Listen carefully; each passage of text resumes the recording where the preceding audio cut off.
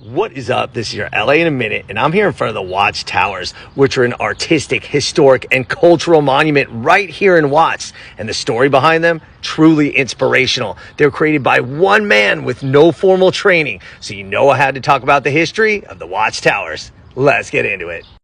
So Simon Rodia was a 42-year-old Italian immigrant who recently divorced and just quit alcohol when he began building these on his property in Watts.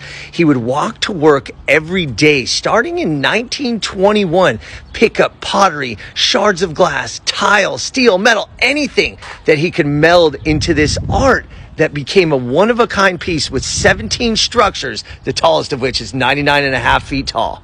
It's incredible because Rodia had no formal training. He used to walk along these railroad tracks to Long Beach, picking up these scraps, putting them in a bucket, and bringing them back here and working every day without power tools. No drills, not even bolts, just melding these towers together. And look at all these beautiful colors and this artwork that came to be in one of the most famous and renowned art pieces in Los Angeles and should be recognized as such worldwide.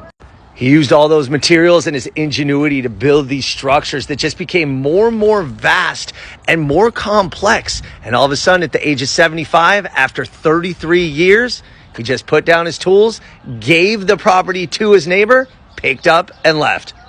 So the neighbor, Luis Sauceda, he just sold the property to another man, Joseph Montoya, for $500. But Montoya let the property fall into neglect and disrepair, and the towers were vandalized, and the city soon wanted to tear them down.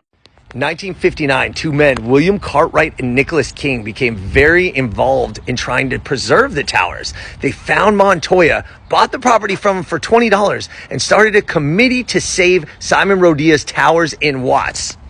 So Cartwright and King were successful in bringing attention to the towers, but the city still wanted to demolish them, saying they were a safety hazard. So the city set up a stress test. They put 10,000 pounds of pressure on the tallest tower, and it remained standing. Remember, Rodia built these by hand with no tools. And at that point, the city reneged, and it became a cultural, historic monument right here in Watts.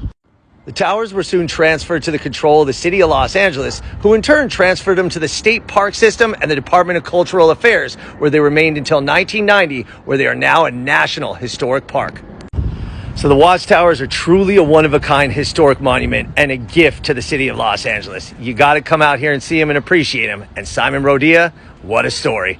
All right, LA, it's been a minute.